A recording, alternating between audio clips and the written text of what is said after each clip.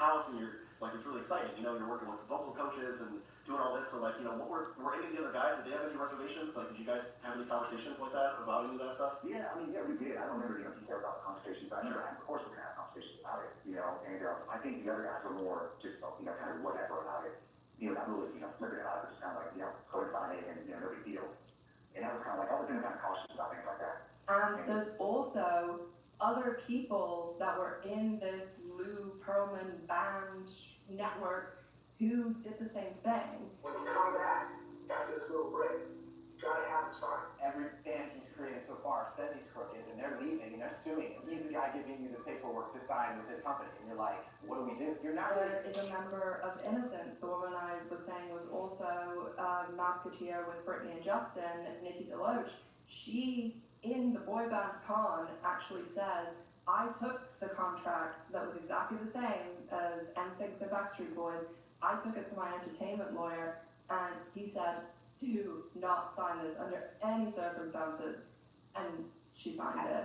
I took it to my entertainment attorney, and he literally looked at me and said, you will be committing career suicide if you sign this. And I signed it. And if you watch the boy band con, you may have noticed this, but I'm going to flag it for anyone who hasn't seen. No more stress.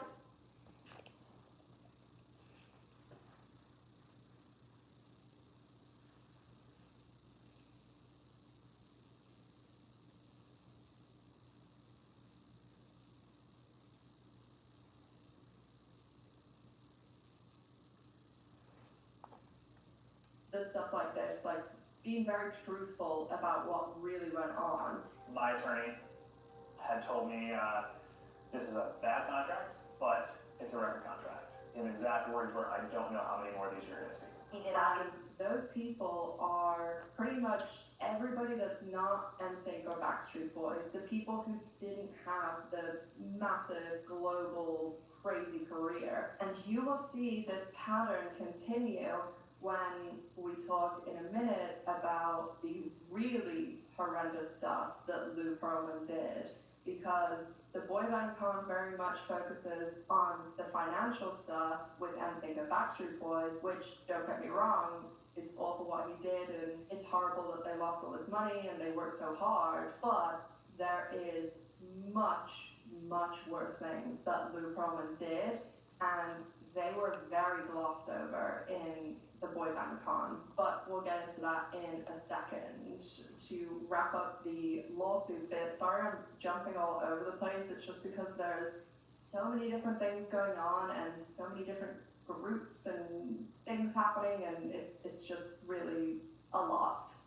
Look at the sources, especially the timeline. You'll see there's a lot going on. So when they were going through all of this and trying to get out of the deal, Backstreet Boys had already filed their lawsuit. They actually filed their lawsuit before NSYNC released their debut album in the US. They did release the album in Europe before that.